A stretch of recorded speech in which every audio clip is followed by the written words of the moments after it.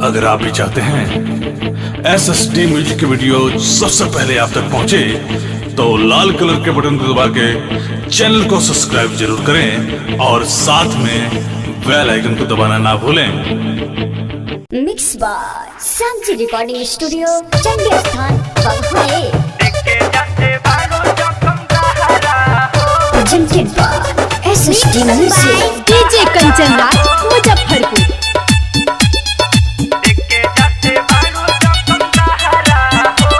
Mix by Shanti recording studio Chandi Sthan बघाई।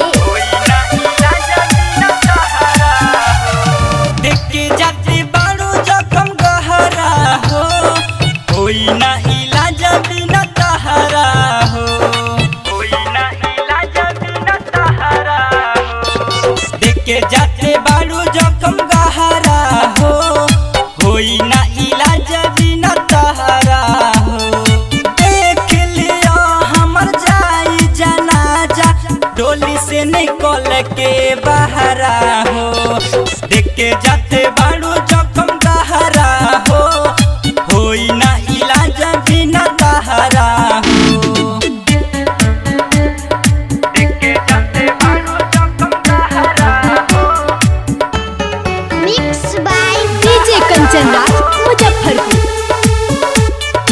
होई ना इलाज बिना तहरा हो। खुशी मनई हतु पियावा से मिल के, सोचलू न हाल होई हमारा का दिल के। खुशी मनई हतु पियावा से मिल के, सोचलू न हाल होई हमारा का दिल के।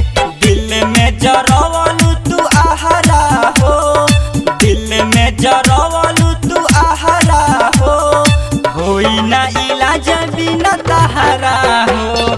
देख के जाते बाड़ू जखम गहरा हो, होई ना इलाज बिना तहरा हो। देख के जाते बाड़ू जखम गहरा हो, mix by DJ Kanchan Raj Muzaffarpur. होई ना इलाज बिना तहरा हो। देतानी दुआ खुशी रही है तू जाके, दिलवा में हमारा तू अगिया लगा के। देतानी दुआ खुशी रही है तू जाके, दिलवा में हमारा तू अगिया लगा के। नंदलाल के करी है तू पहरा हो, प्रेम के करी है तू पहरा हो, होई ना इलाज बिना तहरा हो। देख के जाते बाड़ू जखम गहरा हो, होई ना इलाज बिना तहरा हो। देख के जाते बाड़ू जखम गहरा हो, होई ना इलाज बिना तहरा हो।